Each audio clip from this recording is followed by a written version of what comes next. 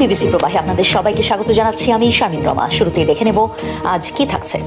হরমুজকে আবারও যুক্তরাষ্ট্রের অংশ বললেন ট্রাম্প। দাবি চুক্তি করতে মরিয়া ইরান। অর্থনৈতিক নিষেধাজ্ঞা আরোপের মার্কিন সিদ্ধান্তকে অবৈধ আখ্যা তেহরানের। আবারও বাণিজ্য যুদ্ধে জড়ালো যুক্তরাষ্ট্র কানাডা। নতুন করে 50% শুল্ক আরোপ ওয়াশিংটনের। পাল্টা পদক্ষেপের ঘোষণা অটোর। ইউক্রেনের প্রেসিডেন্টের নিজ শহরে ভয়াবহ হামলা রাশিয়ার, নিহত কমপক্ষে 15। বর্বরতা আখ্যা দিয়ে পাল্টা জবাব দেওয়ার হুঁশিয়ারি জেলেনস্কির। হরমুজ প্রণালীকে যুক্তরাষ্ট্রেরই অঞ্চল ভাবেন প্রেসিডেন্ট ডোনাল্ড ট্রাম্প। এজন্য তেহরানের সাথে চুক্তিতে যাওয়ার প্রয়োজনীয়তা আছে বলে মনে করে না ওয়াশিংটন। জনসভায় দেওয়া ভাষণে এমন মন্তব্য করেছেন ট্রাম্প। এদিকে নিষেধাজ্ঞা আরোপের মার্কিন সিদ্ধান্তকে অবৈধ আখ্যা দিয়েছে ইরান। দাবি, কোন দেশ কার সাথে বাণিজ্য করবে তা ঠিক করে দেওয়ার অধিকার যুক্তরাষ্ট্রের নেই। সামরিক থেকে ক্রমেই অর্থনৈতিক ফ্রন্টে গড়াচ্ছে যুক্তরাষ্ট্র ইরান যুদ্ধ। এখন কোনো মিসাইল বা ড্রোন হামলায় নয়, বরং অর্থনৈতিকভাবে তেহরানকে আরও কুপোকাত করতে উঠে পড়ে লেগেছে ট্রাম্প প্রশাসন। একের পর এক নিষেধাজ্ঞার খড়গে তেহরানের বার্ষিক মুদ্রাস্ফীতি পৌঁছেছে 66%। কদিন আগেই বিশ্বের ব্যস্ততম জলপথ হরমুজ প্রণালীকে মার্কিন অঞ্চল হিসেবে স্বীকৃতি দেওয়ার ঘোষণার কথা জানান প্রেসিডেন্ট ডোনাল্ড ট্রাম্প। এবার সরাসরি বললেন জলপথটিকে এখন নিজেদের সম্পদ মনে করে যুক্তরাষ্ট্র। সাউথ ক্যারোলাইনায় এক জনসভায় দেওয়া ভাষণে জলপথটির ওপর আবারও নিজেদের শতভাগ নিয়ন্ত্রণ আছে বলে দাবি করেন তিনি। ইরান মরিয়া হয়ে চুক্তি করতে চাইছে, কিন্তু আমরা সেটি চাই কিনা তা জানি না, কারণ আমি এই মুহূর্তে হরমুজ প্রণালীকে যুক্তরাষ্ট্রের অঞ্চল হিসেবে দেখি। এটি একটি মার্কিন অঞ্চল। তারা চুক্তি করতে আগ্রহী, কিন্তু সঠিক চুক্তিটি করতে প্রস্তুত নয়। এদিকে ইরানের ওপর আরও অর্থনৈতিক নিষেধাজ্ঞা আরোপের মার্কিন সিদ্ধান্তকে অবৈধ আখ্যা দিয়েছে তেহরান। সামাজিক মাধ্যমে দেয়া পোস্টে এর কড়া নিন্দা জানান দেশটির পররাষ্ট্র মন্ত্রণালয়ের মুখপাত্র ইসমাইল বাঘাই। বলেন, যুক্তরাষ্ট্রের এই অর্থনৈতিক জবরদস্তি সম্পূর্ণ বেআইনি। এটি জাতিসংঘের সব সদস্য দেশের উপর যুক্তরাষ্ট্রের সিদ্ধান্ত চাপিয়ে দেওয়ার চেষ্টা। মার্কিন সিদ্ধান্তের কোনো আন্তর্জাতিক আইনি ভিত্তি নেই। কোনো সরকারেরই বিদেশি ব্যাংক, ব্যবসা প্রতিষ্ঠান এবং বিমানবন্দরকে তৃতীয় দেশের সঙ্গে বৈধ বাণিজ্য করা থেকে বিরত রাখতে বাধ্য করার অধিকার নেই। বিভিন্ন আন্তর্জাতিক নিষেধাজ্ঞা থাকা সত্ত্বেও ইরানের সবচেয়ে বড় ব্যবসায়িক মিত্র চীন। তালিকায় এরপরই অবস্থান তুরস্ক, সংযুক্ত আরব আমিরাত ও ভারতের। তবে হামলা সংক্রান্ত অভিযোগের জেরে সম্প্রতি ইরানের সাথে সব ধরনের অর্থনৈতিক সম্পর্ক ছিন্ন করে আমিরাত। ইউরোপীয় ইউনিয়নের ইরান বিরোধী নতুন নিষেধাজ্ঞায় যোগ না দেওয়ার সিদ্ধান্ত নিয়েছে জর্জিয়া। জাতীয় স্বার্থ বিবেচনা করে এই সিদ্ধান্ত নেওয়া হয়েছে বলে জানায় দেশটির সরকার। আন্তর্জাতিক কোনো সিদ্ধান্তে জর্জিয়া সমর্থন দেবে কিনা তা নির্ভর করবে দেশটির জাতীয় স্বার্থের উপর।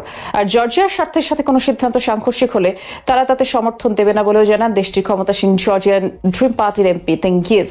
এদিকে তুরস্ক, সার্বিয়াও ইরানের বিরুদ্ধে নতুন করে নিষেধাজ্ঞায় যোগ দেয়নি। দেশ দুটি ইউরোপীয় ইউনিয়নের সদস্য পদপ্রার্থী। কাতারের কাছে প্রায় $4.5 বিলিয়ন সামরিক সরঞ্জাম বিক্রির অনুমোদন দিয়েছে যুক্তরাষ্ট্র। এর মধ্যে 4টি C-46A মডেলের রিফুয়েলিং এয়ারক্রাফট এবং আকাশযানগুলোর বিভিন্ন সরঞ্জাম রয়েছে। এক বিজ্ঞপ্তিতে বিষয়টি জানিয়েছে মার্কিন পররাষ্ট্র দফতর। সরঞ্জামগুলোর মধ্যে 8টি PW4062 টার্বোফ্যান ইঞ্জিন, 10টি রাডার সতর্কীকরণ ব্যবস্থা সহ কিছু প্রযুক্তি রয়েছে। এছাড়াও চুক্তিতে বিমানের জন্য বিভিন্ন সহায়ক সেবা, পরিবহন, প্রশিক্ষণ, অন্যান্য লজিস্টিক সহায়তা অন্তর্ভুক্ত থাকবে। মধ্যপ্রাচ্যে যুক্তরাষ্ট্রের অন্যতম মিত্রবাহিনী ধরা হয়ে থাকে কাতারকে। দেশটির মধ্যপ্রাচ্যের সবচেয়ে বড় মার্কিন ঘাঁটি রয়েছে, যেখানে যুক্তরাষ্ট্রের 10,000-এর মতো সেনা অবস্থান করছে। ইসরায়েলি সেনাবাহিনী ও দখলদারদের পৃথক পৃথক হামলায় পশ্চিম তীরে প্রাণ হারালো 2 ফিলিস্তিনি। এদের মধ্যে একজনের বয়স 17 বছর। শুক্রবার হেব্রনের একটি গ্রামে অস্ত্র নিয়ে প্রবেশ করে কয়েকজন অবৈধ দখলদার। এ সময় কয়েকটি বাড়িতে তাণ্ডব চালিয়ে বাসিন্দাদের উপর এলোপাতাড়ি গুলি ছুড়ে তারা আর গুলিবিদ্ধ হয়ে মৃত্যুবরণ করে 17 বছর বয়সী ওই কিশোর। এই ঘটনায় গুলিবিদ্ধ হয়ে আহত হন 70 বছর বয়সী এক বৃদ্ধ। এদিকে জেনে নিয়ে বাড়িতে তল্লাশি চালানোর সময় ইসরায়েলি বাহিনীর গুলিতে 58 বছর বয়সী এক ব্যক্তির মৃত্যু হয়েছে। তিনি ফিলিস্তিন ন্যাশনাল সিকিউরিটি ফোর্সের অবসরপ্রাপ্ত কর্নেল।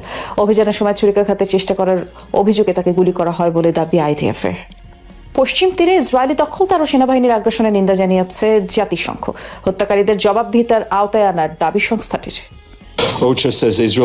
পশ্চিম তীরে সহিংসতা অব্যাহত রয়েছে। কুশরা গ্রামে 3 ফিলিস্তিনি পরিবার 2 সপ্তাহ ধরে নিজ বাড়িতেই অবরুদ্ধ। হেরবেনেও বসতি স্থাপনকারীদের হামলায় এক ফিলিস্তিনি যুবক নিহত হয়েছেন, আরেকজন গুরুতর আহত। OCH এর রিপোর্টে দেখা যায়, এ বছরের শুরু থেকে সেটেলারদের হামলায় 22 ফিলিস্তিনি নিহত হয়েছেন। ফিলিস্তিনিদের সুরক্ষা নিশ্চিত করতে হবে এবং হামলার সাথে জড়িতদের জবাবদিহিতার আওতায় আনতে হবে। আবারও বাণিজ্য যুদ্ধে জড়ালো দুই প্রতিবেশী যুক্তরাষ্ট্র ও কানাডা। শুক্রবার শেষ মুহূর্তে ভেস্তে গেছে দুদেশের বাণিজ্য আলোচনা। চুক্তি না হওয়ায় এরই মধ্যে অটোয়ার নির্দিষ্ট পণ্যের নতুন করে 50% শুল্ক আরোপ করেছে ওয়াশিংটন। এদিকে প্রতিবেশীদের সাথে সব ধরনের বাণিজ্য আলোচনা স্থগিত করে আলোচকদের দেশে ফেরার নির্দেশ দিয়েছেন কানাডার প্রধানমন্ত্রী। এর পাশাপাশি শুল্কের জবাবে পাল্টা শুল্ক আরোপের ঘোষণাও দিয়েছেন তিনি। কানাডার বেশ কিছু পণ্যে 50% মার্কিন শুল্ক কার্যকর হওয়ার কথা ছিল গত বুধবার। তবে আগ মুহূর্তে প্রতিবেশীদের সাথে বাণিজ্য চুক্তির লক্ষ্যে সেই শুল্ক আরোপ 3 দিনের জন্য স্থগিতের ঘোষণা দেন যুক্তরাষ্ট্রের প্রেসিডেন্ট ডোনাল্ড ট্রাম্প। ট্রাম্পের বেঁধে দেয়া সময়সীমা শেষ হয়েছে স্থানীয় সময় শুক্রবার মধ্যরাতে। তবে ওয়াশিংটনে গত 3 দিন ধরে দুদেশের প্রতিনিধিদের দফায় দফায় আলোচনার পরও কোনো সমঝোতা হয়নি। We have more work to do. We're going to continue working up until the last minute. শেষ মুহূর্তে আলোচনা ভেস্তে যাওয়ায় আবারও তীব্র হলো যুক্তরাষ্ট্র ও কানাডার বাণিজ্য যুদ্ধ। এরই মধ্যে জুতা, পোশাক, গাড়ি, অ্যালকোহল সহ বিভিন্ন পণ্যে নতুন করে 50% শুল্ক কার্যকরে নির্দেশনা দিয়েছে US customs and border protection. চুক্তি ভেস্তে যাওয়ার জন্য যুক্তরাষ্ট্রকে দায়ী করেছেন কানাডার প্রধানমন্ত্রী মার্ক কার্নি। এক বিবৃতিতে দাবি করেন, শেষ সময়ে শর্তে অন্যায্য পরিবর্তন এনেছে মার্কিন প্রতিনিধিরা। সব ধরনের আলোচনা স্থগিত করে এরই মধ্যে প্রতিনিধিদের দিয়েছেন দেশে ফেরার নির্দেশ। যুক্তরাষ্ট্রের শুল্কের জবাবে পাল্টা শুল্ক আরোপের হুঁশিয়ারিও দিয়েছেন কানাডার প্রধানমন্ত্রী। যদিও যুক্তরাষ্ট্র কানাডার উপরই পাল্টা দায় চাপাচ্ছে। তাদের দাবি, এই সপ্তাহের শুরুতে মেনে নেওয়া শর্তে চুক্তি চূড়ান্ত করতে রাজি হয়নি অটোয়া। ওয়াশিংটনের সাথে অংশীদারিত্ব করার সুযোগ হাতছাড়া করেছে প্রতিবেশীরা, দিয়েছে এমন বার্তাও। ট্রাম্প প্রশাসনের তথ্যমতে প্রায় $2000 কোটি মূল্যের কানাডিয়ান পণ্যের উপর নতুন শুল্ক কার্যকর হচ্ছে। কানাডার হিসাব অনুযায়ী এই অঙ্ক $2800 কোটি। বিশ্লেষকদের মত, কানাডার ভঙ্গুর অর্থনীতি পুনরুদ্ধারের প্রক্রিয়া ব্যাহত হতে পারে যুক্তরাষ্ট্রের এই পদক্ষেপে। বাংলাদেশ সহ 75 দেশের নাগরিকদের মার্কিন অভিবাসন ভিসা স্থগিতের সিদ্ধান্ত বাতিল করেছে যুক্তরাষ্ট্রের একটি আদালত। শুক্রবার ম্যানহাটনের ডিস্ট্রিক্ট জাজ এই আদেশ দিয়েছেন। একে বেআইনি আখ্যা দিয়ে আদেশে বলেছেন এটি ফেডারেল অভিবাসন আইনের পরিপন্থী। আরো বলা হয়, যে নীতির আওতায় এই সিদ্ধান্ত নেওয়া হয়েছিল সেটি পররাষ্ট্রমন্ত্রী মার্কো রুবিওর আইনগত এখতিয়ারের বাইরে। বিচারকের দাবি, ফেডারেল আইন অনুযায়ী অভিবাসন ভিসা প্রক্রিয়াকরণের ক্ষেত্রে কনসিউলার কর্মকর্তাদের উপর কর্তৃত্ব আরোপের ক্ষমতা নেই পররাষ্ট্রমন্ত্রীর। গত জানুয়ারিতে বাংলাদেশ, পাকিস্তান, ইরান, রাশিয়া সহ 75 দেশের নাগরিকদের জন্য অভিবাসন ভিসা প্রক্রিয়ার কার্যক্রম স্থগিত করে মার্কিন পররাষ্ট্র মন্ত্রণালয়। যুক্তরাষ্ট্রের বিশিষ্ট সামরিক সংবাদপত্র স্টার অ্যান্ড স্ট্রাইপসের প্রধান সম্পাদক এবং শীর্ষ প্রতিবেদককে বরখাস্ত করেছে পেন্টাগন। ধারণা করা হচ্ছে বিমানবাহী রণতরী ইউএসএস আব্রাহাম লিঙ্কনের দুরবস্থা এবং নাবিকদের মনোবল হারানোর বিষয়টি নিয়ে প্রতিবেদন প্রকাশের জেরেই এই সিদ্ধান্ত। শুক্রবার পত্রিকাটির প্রধান সম্পাদক এরিক স্লাফিন এবং মধ্যপ্রাচ্য বিষয়ক প্রতিবেদক লারা কোটে প্রকাশক ম্যাক্স লেদেরার বরাবর চিঠি পাঠায় পেন্টাগন। মূলত স্টার অ্যান্ড স্ট্রাইপস পত্রিকা প্রতিরক্ষা দফতরের অর্থায়নে পরিচালিত, তবুও কিছু ক্ষেত্রে সংবাদপত্রটি সামরিক বিষয়ে স্বাধীনভাবে প্রতিবেদন প্রকাশ করে। মার্কিন সামরিক বাহিনীকে ঘিরে সংবাদ অধিবেশনে স্টারস অ্যান্ড স্ট্রাইপস দীর্ঘ ইতিহাস রয়েছে। 19বিংশ শতাব্দীতে প্রতিষ্ঠিত এই পত্রিকাটি দ্বিতীয় বিশ্বযুদ্ধের সময় ব্যাপক খ্যাতি লাভ করে। অর্থনৈতিক প্রবৃদ্ধি দিয়ে ঋণের বোঝা সামাল দেবে যুক্তরাষ্ট্র। রেকর্ড সরকারি ঋণ ইস্যুতে সাংবাদিকদের প্রশ্নের জবাবে এমন মন্তব্য করেছেন মার্কিন প্রেসিডেন্ট ডোনাল্ড ট্রাম্প। প্রথমবারের মতো দেশটির সরকারি ঋণ ছাড়িয়েছে $40 ট্রিলিয়ন। 35 বছর ধরেই আমরা এই সমস্যার মুখোমুখি, কিন্তু এখন আমাদের কাছে এমন একটা জিনিস আছে যা আগে কখনো ছিল না। সেটা হলো অর্থনৈতিক প্রবৃদ্ধি। ঋণের বোঝা কমানোর সবচেয়ে কার্যকর উপায় অর্থনীতির প্রবৃদ্ধি। এখন আমাদের প্রবৃদ্ধির হার অসাধারণ, আর এটি সহজেই আমাদের ঋণের বোঝা সামলে নেবে। ইউক্রেনের প্রেসিডেন্ট ভলোদিমির জেলেনস্কি নিজ শহর ক্রিভরিতে ভয়াবহ হামলা চালিয়েছে রাশিয়া। এতে কমপক্ষে 15 জনের প্রাণ গেছে। এ নিয়ে দুদিন কিয়েভে রুশ বাহিনীর হামলায় 30 জনের বেশি প্রাণ গেল মাসে দুপক্ষের পাল্টাপাল্টি হামলায় দুদেশের 600-র বেশি বেসামরিক নাগরিক নিহত হয়েছে। আলোচনার টেবিল ঠান্ডা থাকলেও গেল কয়েক মাস ধরে উত্তপ্ত রাশিয়া ইউক্রেন ফ্রন্ট। কোনো রকম প্রতিরোধ ছাড়াই ইউক্রেনের আকাশে ঢুকে পড়ে রুশ ড্রোন। মুহূর্তেই সেটি হামলা চালায় একটি শপিং মলে। বিস্ফোরণের পর আগুন আর কালো ধোঁয়ায় ঢেকে যায় পুরো এলাকা। শুক্রবার জেলেনস্কি নিজ শহর ক্রিভিরিহতে চালানো হয় এই হামলা। এতে নিহত হয় কমপক্ষে 15 জন, আহত 130 জনেরও বেশি, যার মধ্যে রয়েছে 22 শিশু। হামলার খবর পেয়েই দ্রুত ঘটনাস্থলে ছুটে যান উদ্ধারকর্মী ও ফায়ার সার্ভিসের সদস্যরা। চলছিল উদ্ধার অভিযান। এর মাঝে আবারও ওই এলাকায় ফের হামলা চালায় রুশ বাহিনী। দ্বিতীয় হামলাটি উদ্ধারকর্মীদের লক্ষ্য করেই চালানো হয়েছে, এমনটাই অভিযোগ ইউক্রেনের প্রেসিডেন্ট ভলোদিমির জেলেনস্কির। এই ঘটনাকে রাশিয়ার বর্বরতা উল্লেখ করে হামলার জবাব দেওয়ার হুঁশিয়ারি দেন তিনি। ক্রিভিরিহিতে রুশ ড্রোন হামলায় বহু মানুষ হতাহত হয়েছেন। এই হামলা আবারও প্রমাণ করলো রাশিয়া কতটা বর্বর, আর এই হামলার জবাব আমরা অবশ্যই দিব। এই হামলার একদিন আগেই কিয়েভে রুশ ক্ষেপণাস্ত্র হামলায় 17 জন নিহত হন। হামলা হয়েছে ইউক্রেনের বন্দর নগরীতেও। গেল কয়েক মাসে ইউক্রেনের আকাশ প্রতিরক্ষা ব্যবস্থা দুর্বল হয়ে পড়ায় রুশ হামলার তীব্রতা বেড়েছে। ড্রোন ও ক্ষেপণাস্ত্র হামলার ঠেকাতে যুক্তরাষ্ট্র ও ইউরোপের কাছে আরও সহায়তা চাইছে কিয়েভ। তবে থেমে নেয় ইউক্রেনের পাল্টা হামলাও। রাশিয়ার সামরিক স্থাপনা ও অবকাঠামো লক্ষ্য করে ড্রোন হামলা আরও জোরদার করেছে কিয়েভ। ফলে আকাশপথের হামলা পাল্টা হামলায় নতুন করে উত্তপ্ত হয়ে উঠেছে রাশিয়া ইউক্রেন যুদ্ধ। রয়টার্সের তথ্য অনুযায়ী গেল মাসে পাল্টাপাল্টি হামলার জেরে প্রাণ গেছে 634 বেসামরিক নাগরিকের, যার মধ্যে ইউক্রেনীয় 437 জন। যত দিন যাচ্ছে বাড়ছে সাধারণ মানুষের লাশের মিছিল। তবে যুদ্ধক্ষেত্রে এক চুলো ছাড়তে নারাজ দুই পক্ষই। ভারতের বিরোধী দলীয় নেতা রাহুল গান্ধীর অবস্থান কর্মসূচির মুখে আন্দোলনকারীদের উপর পেলেট গান ছোড়ার ঘটনায় এফআইআর নিতে বাধ্য হল দিল্লি পুলিশ। গত 20 জুলাই শিক্ষামন্ত্রীর পদত্যাগের দাবিতে ককরোচ জনতা পার্টির পার্লামেন্ট অভিমুখে পদযাত্রার সময় পুলিশের এই পেলেট গানে আহত হন 19 বছর বয়সী সাহিল লোচার। এ ঘটনায় থানায় এফআইআর দায়ের করতে গেলে তা নেয়নি পুলিশ। পরে সাহিলকে সাথে নিয়ে শুক্রবার পার্লামেন্ট স্ট্রিট পুলিশ স্টেশনের সামনে অবস্থান কর্মসূচি শুরু করেন রাহুল। তার সাথে ছিলেন প্রিয়াঙ্কা গান্ধীও। নানা নাটকীয়তার পর অবশেষে পুলিশ এফআইআর নিবন্ধন করতে বাধ্য হয়। 6 ঘন্টার বেশি সময় পর অবস্থান কর্মসূচি প্রত্যাহার করে নেন বিরোধী দলীয় এই নেতা। মিয়ানমারের সাগাইং রাজ্যের একটি বৌদ্ধ বিহারে বিমান হামলা চালিয়েছে জান্তা বাহিনী। 3 নারী সহ কমপক্ষে 14 জন এতে প্রাণ হারিয়েছেন, আরও 20 জন আহত হয়েছেন। শুক্রবার রাজ্যটির মিয়াউং টাউনশিপের সোয়েললেও গ্রামে এই ঘটনা ঘটে এবং হামলার সময় বৌদ্ধ বিহারটিতে 100-র বেশি মানুষ অবস্থান করছিলেন। 15 মিনিটের ব্যবধানে যুদ্ধবিমান থেকে 2টি বোমা ফেলা হয়। হামলার বিষয়ে জান্তা সরকারের পক্ষ থেকে কোনো মন্তব্য করা হয়নি।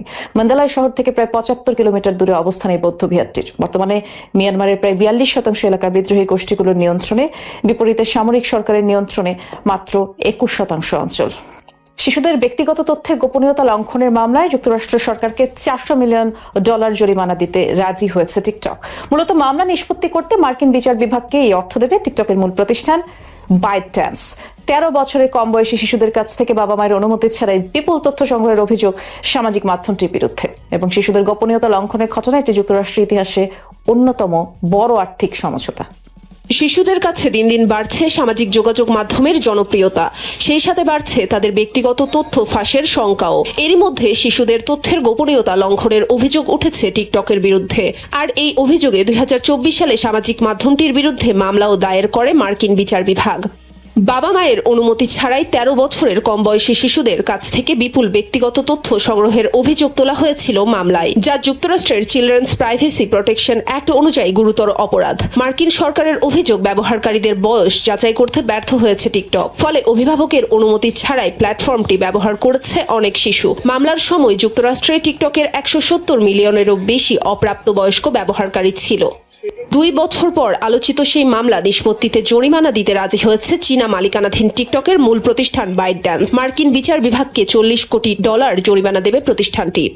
সমঝোতা অনুযায়ী 2 দফায় দেয়া হবে জরিমানার অর্থ। প্রথমে $300 মিলিয়ন দেওয়ার পর আবারও $100 মিলিয়ন দেবে টিকটক। মার্কিন বিচার বিভাগের দাবি, মামলার পর টিকটকে বেশ কিছু পরিবর্তন আনা হয়েছে। ব্যবহারকারীদের তথ্যের নিরাপত্তা, গোপনীয়তা বাড়ানো হয়েছে। পাশাপাশি অপ্রাপ্তবয়স্ক ব্যবহারকারীদের জন্য ব্যবহার বিধি কঠোর করা হয়েছে।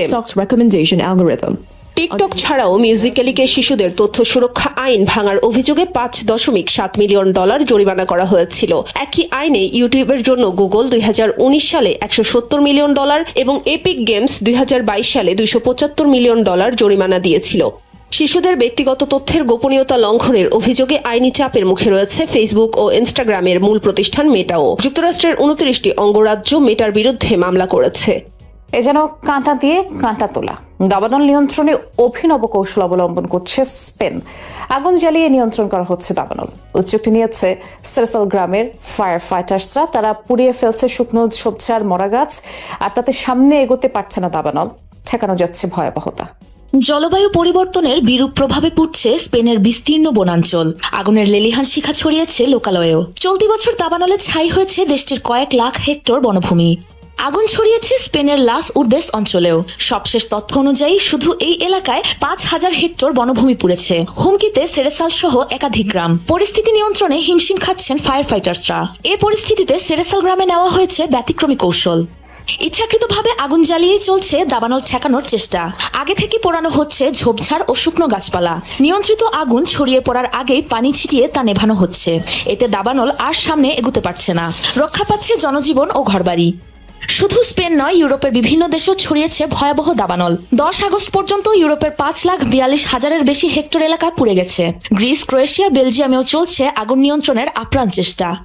হোয়াইট হাউসে স্থগিত হওয়া প্রেসিডেন্ট ট্রাম্পের বলরুম নির্মাণ কাজ চালিয়ে যাওয়ার অনুমতি দিয়েছে সুপ্রিম কোর্ট। শুক্রবার দেশটির নিম্ন আদালতে বলরুম নির্মাণ বন্ধের আদেশ সাময়িকভাবে স্থগিত করা হয়। এর আগে প্রায় $40 কোটি এই প্রকল্পের বিরুদ্ধে মামলা করে national trust for historic preservation. তাদের অভিযোগ, কংগ্রেসের অনুমোদন ছাড়াই এই ঐতিহাসিক ইস্ট উইং ভেঙে বলরুম নির্মাণ কাজ শুরু করে ট্রাম্প প্রশাসন। এর জেরে সাময়িকভাবে নতুন বলরুম তৈরির প্রক্রিয়া স্থগিতের আদেশ দেয় আদালত। ট্রাম্পের দাবি, নিরাপত্তার জন্য প্রকল্প জরুরি। এতে বোমা আশ্রয় কেন্দ্র, চিকিৎসা সুবিধা এবং ড্রোন ও ক্ষেপণাস্ত্র প্রতিরোধী ব্যবস্থা থাকবে। বর্তমানে প্রকল্পটি প্রায় 65% সম্পন্ন হয়েছে।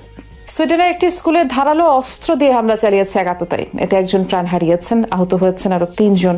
শুক্রবার স্থানীয় সময় দুপুর 2টার দিকে ফাগেরেস্তার ব্রাইনেল স্কুলে এই ঘটনা ঘটে। খবর পেয়ে দ্রুত ঘটনাস্থলে যায় নিরাপত্তা রক্ষীরা। পরে হামলাকারীকে গুলি করে তাকে আটক করা হয়। আটককৃত আততায়ীর বয়স মাত্র 18 বছর। তবে এই হামলার পেছনে তার উদ্দেশ্য সম্পর্কে এখনো কিছু জানা যায়নি। ঘটনার পর আশপাশের 8টি স্কুলে সাময়িকভাবে লকডাউন জারি করে কর্তৃপক্ষ। হামলার সময় শিক্ষা প্রতিষ্ঠানে কয়েকশো শিক্ষার্থী উপস্থিত ছিল। তাই ধারণা করা হচ্ছে ওই হামলাকারী স্কুলের প্রাক্তন শিক্ষার্থী। মানুষের মতোই চালচলন, পানিতে নামলে সাঁতার কাটছে আর দুর্গম এলাকায় ছুটছে নেকড়ের গতিতে। চীনের বেইজিং এ রোবটের এমন অবাক কাণ্ড দেখছে বিশ্ব। সহজ কিংবা ঝুঁকিপূর্ণ মানুষের সব কাজে নতুন প্রজন্মের এসব রোবট বদলে দিচ্ছে প্রযুক্তির ধারণা। মানুষের মতো হাঁটছে, নাচছে, এমনকি মার্শাল আর্টও করছে রোবট। শুধু তাই নয়, বিপজ্জনক জায়গায় মানুষের বদলে কাজ করতে প্রস্তুত এসব যন্ত্র। এমনই আধুনিক রোবট ও প্রযুক্তি নিয়ে চীনের বেইজিং এ বসেছে ওয়ার্ল্ড রোবট কনফারেন্স, যেখানে রোবটের নানা চমক দেখছে পুরো বিশ্ব। এখানেই শেষ নয়, আসল মাছের মতোই হুবহু দেখতে রোবট নিয়ে হাজির বিজ্ঞানীরা। পানির নিচে পরিদর্শন ও বিভিন্ন তথ্য সংগ্রহে কাজ করতে পারে এটি। শরীরে থাকা সেন্সরের সাহায্যে পাথর কিংবা জলজ উদ্ভিদের মতো বাধাও আগেভাগে শনাক্ত করে পথ বদলাতে পারে এটি। একবার চার্জ দিলে চলতে পারে 5 ঘন্টারও বেশি। এটি একটি বায়োনিক গোল্ডেন অ্যারোয়ানা রোবট মাছ। পানির নিচে পরিদর্শন ও তথ্য সংগ্রহে এটি ব্যবহার করা হয়। পানিতে নামালে দেখতে একেবারে আসল মাছের মতো লাগে, তাই অনেকে বুঝতে পারেন না এটি সত্যিকারের মাছ নাকি রোবট। পানির নিচে যেমন রোবটের ব্যবহার বেড়েছে, তেমনি দুর্গম ও ঝুঁকিপূর্ণ এলাকাতেও মানুষের বিকল্প হিসেবে প্রস্তুত করা হচ্ছে প্রায় 4 মিটার উচ্চতার সুপার হিউম্যানয়েড রোবট। পারমাণবিক বিদ্যুৎ কেন্দ্র, গভীর সমুদ্র কিংবা ভারী মালামাল পরিবহনে কাজ করতে পারবে এটি। শুধু মানুষ নয়, এবার নেকড়ের আদলেও তৈরি করা হয়েছে রোবট। তিয়ানলাং নামের এই রোবটটি দুর্গম পাহাড়, মরুভূমি ও পানির মধ্যেও চলতে পারে। অনুসন্ধান, উদ্ধার ও প্রয়োজনীয় জিনিস পৌঁছে দিতে পারে এইসব রোবট। আরেক দল রোবট আন্দোলনকারীদের দমাতে পুলিশের মতোই ব্যবহার করছে ঢাল ও লাঠি। আর এসব মহড়া দেখে মুগ্ধ দেশ বিদেশের মানুষ। প্রতি বছরই রোবট প্রযুক্তিতে বড় অগ্রগতি দেখা যাচ্ছে। চীন এক্ষেত্রে বিশ্বের শীর্ষস্থানীয় দেশগুলোর একটি। বেইজিং এ এই আয়োজনে মোট 26টি দেশের 3 শতাধিক প্রতিষ্ঠান অংশ নিয়েছে। প্রদর্শিত হচ্ছে 3000-এরও বেশি রোবট ও প্রযুক্তি। বিশেষজ্ঞদের মতে রোবট এখন শুধু আর প্রদর্শনীর বিষয় নয়, বাস্তব জীবনে মানুষের কাজকেও আরো সহজ করে দিচ্ছে। মার্কিন যুক্তরাষ্ট্রের নতুন অর্থনৈতিক হুমকি ও অবরোধের মুখে আবারও আলোচনার কেন্দ্রে ইরানের আন্তর্জাতিক বাণিজ্য। ওয়াশিংটনে কঠোর নজরদারি সত্ত্বেও মধ্যপ্রাচ্য ও এশিয়ার বেশ কয়েকটি দেশের সাথে শক্তিশালী বাণিজ্য সম্পর্ক বজায় রেখেছে তেহরান। চলুন জেনে নেওয়া যাক ইরানের প্রধান বাণিজ্য অংশীদার কারা এবং তাদের লেনদেনের চিত্র। চীন বর্তমানে ইরানি তেলের প্রধান ক্রেতা। মার্কিন নিষেধাজ্ঞা এড়াতে চীন এমন কিছু রিফাইনারির মাধ্যমে তেল প্রক্রিয়াকরণ করে আসছে যা মালয়েশিয়া বা ইন্দোনেশিয়ার তেল হিসেবে ব্র্যান্ড করা হয়। বৈশ্বিক পণ্য বাজার এবং সামুদ্রিক জাহাজ চলাচল বিষয়ে তথ্য বিশ্লেষণী প্ল্যাটফর্ম কেপলারের তথ্য অনুযায়ী চীন প্রতিদিন গড়ে 1.38 মিলিয়ন ব্যারেল ইরানি তেল কেনে, যা ইরানের মোট তেল রপ্তানির 80%-এরও বেশি। মূলত ডিসকাউন্ট মূল্যে পাওয়া এই বিপুল পরিমাণ তেলের দেনা পাওনা মেটানো হয় চীনা মুদ্রায়, যা সরাসরি মার্কিন ব্যাংক ব্যবস্থার পুরোপুরি বাইরে। মধ্যপ্রাচ্যে ইরানের সবচেয়ে বড় আঞ্চলিক বাণিজ্যিক হাব হলো সংযুক্ত আরব আমিরাত। 2024 সালে ইরানের মোট আমদানির 30% এবং রপ্তানির 13% অবদান ছিল আমিরাতের। তবে সাম্প্রতিক সামরিক উত্তেজনা ও ক্ষেপণাস্ত্র হুমকির পর আমিরাত পরবর্তী নির্দেশ না দেওয়া পর্যন্ত ইরানের সাথে সকল আর্থিক ও অর্থনৈতিক লেনদেন স্থগিত রেখেছে, যা বহু বছরের বাণিজ্যে মারাত্মক প্রভাব ফেলেছে। তুরস্ক ও ইরানের দ্বিপাক্ষিক বাণিজ্যের পরিমাণ বার্ষিক প্রায় 5 থেকে 6 বিলিয়ন ডলার। এই সম্পর্কের মূল ভিত্তি হলো শক্তি খাত। তুরস্ক তার প্রয়োজনীয় মোট প্রাকৃতিক গ্যাসের প্রায় 13% আমদানি করে ইরান থেকে, যদিও এখন পর্যন্ত তুর্কি প্রশাসন এই অর্থনৈতিক লেনদেন ও গ্যাস আমদানি কমিয়ে আনার বিষয়ে কোনো আগ্রহ দেখায়নি। ইরাকের বাজারে প্রয়োজনীয় খাদ্যদ্রব্য ও ভোগ্যপণ্যের অন্যতম উৎস হলো ইরান। এছাড়াও বিদ্যুৎ উৎপাদনের জন্য ইরাক ইরানের প্রাকৃতিক গ্যাসের উপর ব্যাপকভাবে নির্ভরশীল, যার জন্য বছরে 4 থেকে 5 বিলিয়ন ডলার পরিশোধ করতে হয় বাগদাদকে। সীমান্তে সাময়িক বিঘ্ন ও আঞ্চলিক উত্তেজনা সত্ত্বেও ইরাকে বাণিজ্য প্রবাহ অব্যাহত আছে, যদিও নতুন মার্কিন বিধিনিষেধ বাগদাদের জন্য অর্থ পরিশোধে বড় চ্যালেঞ্জ তৈরি করতে পারে। মধ্যপ্রাচ্যে ইরানের সঙ্গে কূটনৈতিক ও বাণিজ্যিক যোগাযোগ রক্ষায় দীর্ঘদিন ধরে ওমান মধ্যস্থতাকারী হিসেবে কাজ করছে। 2025 সালে দুই দেশের মোট পণ্য বাণিজ্যে 1.5 বিলিয়ন ডলারে পৌঁছেছিল। সীমান্ত ও ভৌগোলিক অবস্থানের কারণে বাণিজ্য যোগাযোগ দিন দিন বাড়ছে। ট্রাম্পের নতুন নিষেধাজ্ঞা দুই দেশেরই বাণিজ্যে ব্যাপক প্রভাব ফেলতে পারে। পাকিস্তান ও ইরানের অনানুষ্ঠানিক বাণিজ্যের পরিমাণ প্রায় 4 বিলিয়ন ডলার। সাম্প্রতিক অন্তর্বর্তীকালীন চুক্তির পর জ্বালানি, খাদ্য এবং ওষুধ সরবরাহ বাড়ানোর উদ্যোগে গতি এসেছে। দ্বিপাক্ষিক বাণিজ্য 10 বিলিয়ন ডলারে উন্নীত করার প্রতিশ্রুতি থাকলেও ট্রাম্পের নতুন নিষেধাজ্ঞার হুঁশিয়ারি ইসলামাবাদের অর্থনৈতিক গতিপথে বড় ধরনের অনিশ্চয়তা তৈরি করতে পারে। মার্কিন নিষেধাজ্ঞার প্রভাবে সবচেয়ে বেশি বাণিজ্য হ্রাস পেয়েছে ভারতের ক্ষেত্রে। 2020 সালে ওয়াশিংটন তেহরানের উপর নিষেধাজ্ঞা বহাল রাখলে ইরানের সাথে ভারতের বাণিজ্য মারাত্মক হ্রাস পায়। দ্বিপাক্ষিক বাণিজ্য পূর্ববর্তী বছরে 17 বিলিয়ন ডলার থেকে 2019-20 অর্থ বছরে 2/3 বেশি কমে প্রায় 4.8 বিলিয়ন ডলারে নেমে আসে। বছরের পর বছর ধরে ভারত ও ইরানের বাণিজ্য আরো কমেছে এবং ভারতের বাণিজ্য মন্ত্রণালয়ের তথ্য অনুযায়ী 2025-26 অর্থ বছরে তা দাঁড়িয়েছে 1.63 বিলিয়ন ডলারে। ওয়াশিংটনের নিষেধাজ্ঞার সম্ভাব্য ঝুঁকি এড়াতে ভারত মূলত চাল, চা, কফি এবং মশলার মতো মানবিক জরুরি পণ্যই ইরানে পাঠাচ্ছে। আর্মেনিয়ার মোট বৈদেশিক বাণিজ্যের প্রায় 20% পরিচালিত হয় ইরানের ভূখণ্ড ব্যবহার করে। 2025 সালে দুই দেশের বাণিজ্যিক লেনদেন ছিল 768 মিলিয়ন ডলার। দুই দেশের মধ্যে বিদ্যুতের বিনিময়ে গ্যাস চুক্তি রয়েছে, যেখানে আর্মেনিয়া ইরানি গ্যাস ব্যবহার করে বিদ্যুৎ উৎপাদন করে, আবার কিছু অংশ ইরানে পাঠায়। কাস্পিয়ান অঞ্চল ঘেঁষা দেশ আজারবাইজানের সাথে ইরানের বাণিজ্যিক সম্পর্ক সাম্প্রতিক সময়ে বৃদ্ধি পেয়েছে। সাম্প্রতিক হিসাব অনুযায়ী দুই দেশের মধ্যকার বাণিজ্য টার্নওভার 312 মিলিয়ন ডলারে ছাড়িয়ে গেছে। আমদানিকৃত পণ্যের উপর নির্ভরতা এবং সীমান্ত বাণিজ্যের কারণে আজারবাইজান অর্থনৈতিক সম্পর্ক বজায় রেখে চলেছে। মার্কিন অর্থ ব্যবস্থাকে বাইপাস করে ভিন্ন মুদ্রা ও ছায়া নেটওয়ার্কের মাধ্যমে পরিচালিত এই বাণিজ্য আপাতত তেহরানের অর্থনীতিকে সচল রাখলেও ওয়াশিংটনের নতুন শুল্ক নীতি ও কঠোর নিষেধাজ্ঞার হুমকি প্রতিটি দেশের জন্য ভূ রাজনৈতিক ও অর্থনৈতিক হিসাব নিকাশ পাল্টে দিচ্ছে। ফলে মিত্র কিংবা পরাশক্তি যে কোনো দেশের পক্ষে আন্তর্জাতিক চাপ উপেক্ষা করে ইরানের সাথে দীর্ঘমেয়াদে স্বাভাবিক বাণিজ্য টিকিয়ে রাখা এক বড় ধরনের চ্যালেঞ্জের মুখে পড়েছে। সবাইকে শুভকামনা জানিয়ে আমি শারমিন রমাজ এখানে বিদায় নিচ্ছি। ভালো থাকবেন।